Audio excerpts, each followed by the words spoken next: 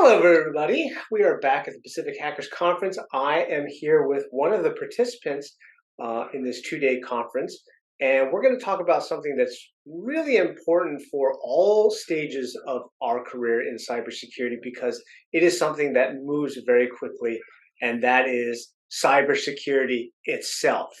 It changes constantly, it changes fast, so we're going to talk about how to remain nimble and what we can do to help both ourselves and our teams be more adaptive to the change. So with that, I'm going to say hello to my guests. Can you tell us your name, a little bit about yourself, and what you do? Yeah, hi everyone. My name is Vibhu. I'm a senior customer success engineer for Palo Alto Networks. And I've been in cybersecurity for a little bit over 3 years or 4 years. And I work with clients every day, try to help their SOC teams kind of get a better coverage of their security flaws and help them build different workflows. Awesome, awesome. You know, one of the themes that we keep hearing over and over at the conference, and what we're going to talk about, is learning to be aware and conscious about remaining nimble in what we do. So the question is when we pose the question, cybersecurity is only getting larger. What does that mean to you from your perspective?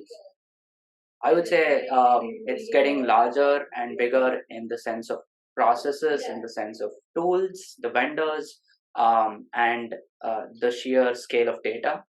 So it's important to kind of stay on top of all of that. It's very challenging, but if you are in a position to be able to make decisions, I would say it is better that you are open to such changes.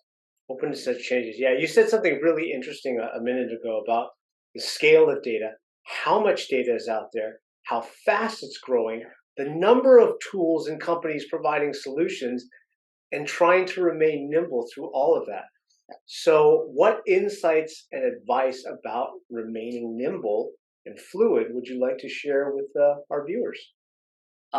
It's a really interesting thing because no other domain has so many different types of data that are flowing in that all need to be triaged and correlated together.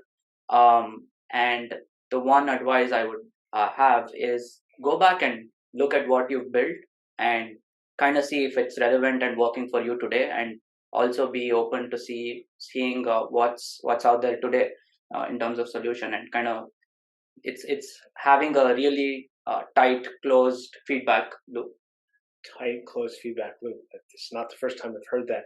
You know, you said two very interesting words there. You used the word triage. And another thing that we've heard over and over again at the conference is how we're building solutions, honestly, for the next 12 to 24 months before things change so immensely that the solution we provide today may have little, if any, relevance in 2 years. So, my question back to you is, you know, that is a fast cycle, and we're talking about being nimble and remaining fluid. What are some of the things that we can constantly do, constantly remember to remind ourselves that while we're building solutions, we have to leave the door open for change? Yeah, one of the important factors to consider is scale, because if you're not building something that is able to scale to all of the needs of cybersecurity, then it's going to be outdated and unusable in 1 year or 2 years.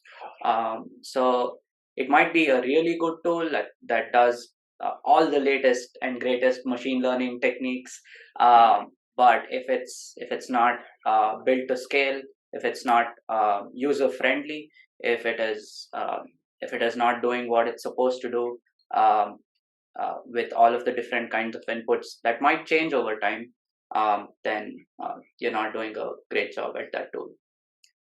Right. And so here's my bonus question. We talk about being prepared for that change, but one of the issues is we don't know what that change is going to be, right? We got to keep that door open, but at the same time, we don't know what's coming through that door. So how do we prepare for something which we can't really prepare for? I guess the one of the more important aspects is to be open minded and accept new technologies as they come, um, because as cybersecurity is extremely fast paced, you can't really know what is coming out, and also you won't know what the attackers are coming out with. So it's a kind of there's new things on both sides. There's new processes, tools, technologies on the blue side of the house, and there's new processes, tools, attack vectors on the red side of the house. So you need to be open to change, and you need to be open to be able to implement those changes fast and quick. Okay, that's a lot of fast changing about stuff we have no idea. So we're going to end this podcast with kind of a fun question. Share with us your favorite piece of retro technology that makes you smile. Retro technology, wouldn't call it retro, but I love RSS feeds. Okay. Because they're extremely useful, still relevant, making a comeback in some sense in threat intelligence, but we'll see where it goes. Thank you very much for your time. We appreciate it. Hopefully you're having a good time and learning a lot of good stuff at the Pacific Hackers Conference in Mountain View, California, where we're at today. Thanks for joining. Thank you, guys. Thank you for watching the Cyber Pro podcast. Don't forget to like and subscribe so you don't miss out on new podcasts and bonus content.